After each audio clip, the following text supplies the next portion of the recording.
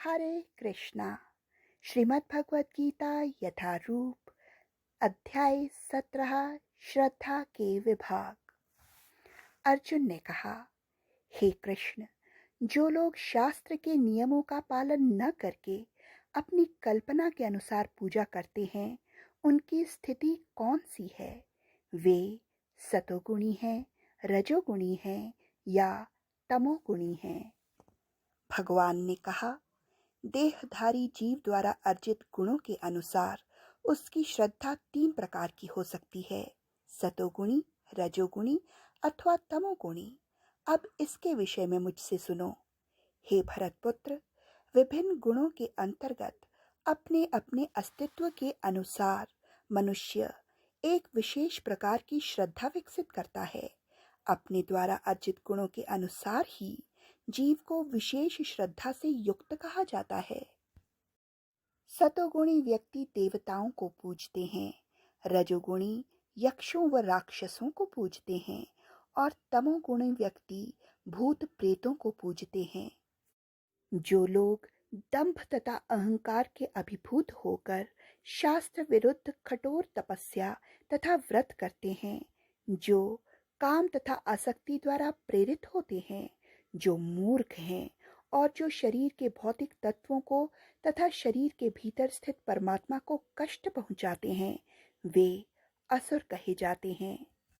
यहाँ तक कि प्रत्येक व्यक्ति जो भोजन पसंद करता है, वो भी प्रकृति के गुणों के अनुसार 3 प्रकार का होता है। यही बात यज्ञ, तपस्या तथा दान के लिए भी सत्य है। अब उनके भेदों के विषय में सुनो।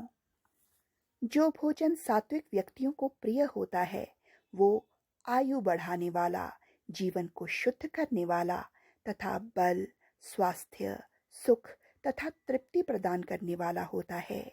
ऐसा भोजन रसमय, स्निग्ध, स्वास्थ्यप्रद और हृदय को भाने वाला होता है।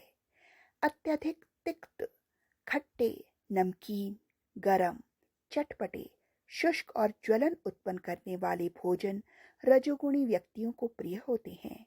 ऐसे भोजन दुख, शोक तथा रोग को उत्पन्न करने वाले हैं। खाने के 3 घंटे पूर्व पकाया गया, स्वादहीन, वियोजित एवं सड़ा, जूठा तथा अस्पृश्य वस्तुओं से युक्त भोजन उन लोगों को प्रिय होता है जो तामसी होते हैं। यज्ञों में वही यज्ञ सात्विक होता है जो शास्त्र के निर्देशानुसार कर्तव्य समझकर उन लोगों द्वारा किया जाता है जो फल की इच्छा नहीं करते। लेकिन हे भरत श्रेष्ठ, जो यज्ञ किसी भौतिक लाभ के लिए या गर्ववश किया जाता है, उसे तुम राजसी जानो। जो यज्ञ शास्त्र के निर्देशों की अवहेलना करता है, प्रसाद वितरण किए बिना, वैदिक मंत्रों का उच्चारण किए बिना, पुरोहितों को दक्षिणा दिए बिना तथा श्रद्धा के बिना संपन्न किया जाता है, वो तामसी माना जाता है।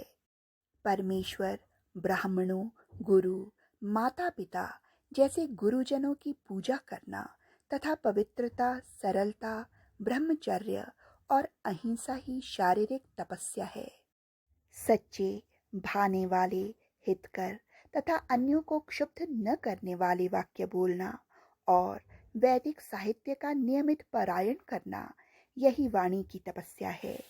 तथा संतोष, सरलता, गंभीरता, आत्मसंयम एवं जीवन की शुद्धि, ये मन की तपस्याएं हैं।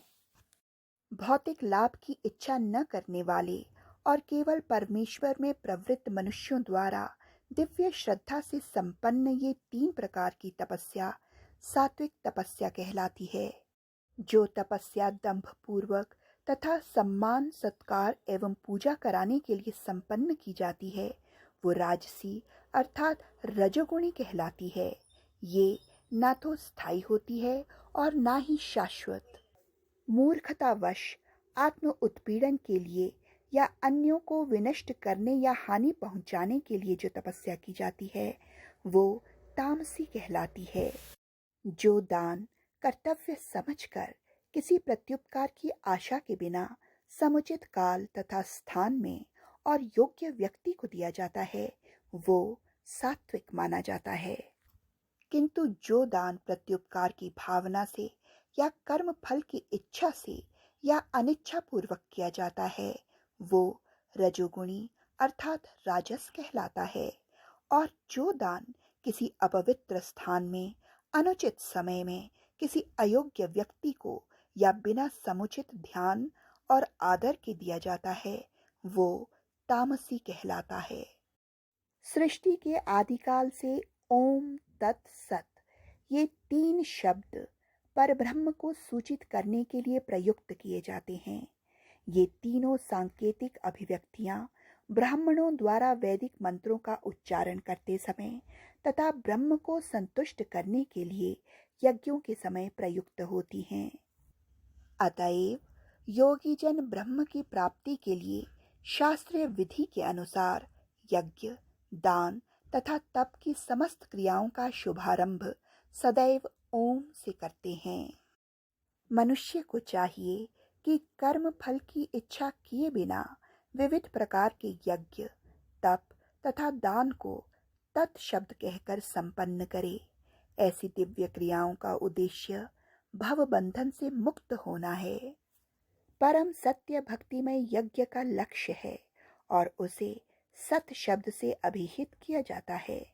हे भृथापुत्र, ऐसे यज्ञ का संपन्न करता भी सत कहलाता है, जिस प्रकार यज्ञ, तप तथा दान के सारे कर्म भी जो परम पुरुष को प्रसन्न करने के लिए संपन्न किए जाते हैं, सत हैं।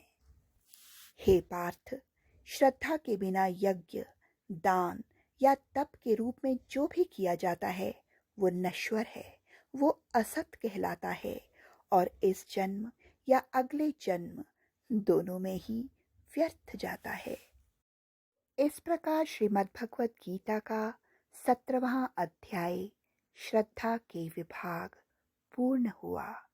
हरे कृष्णा हरे कृष्णा हरे कृष्णा कृष्ण कृष्ण हरे हरे, हरे राम राम राम राम हरे हरे।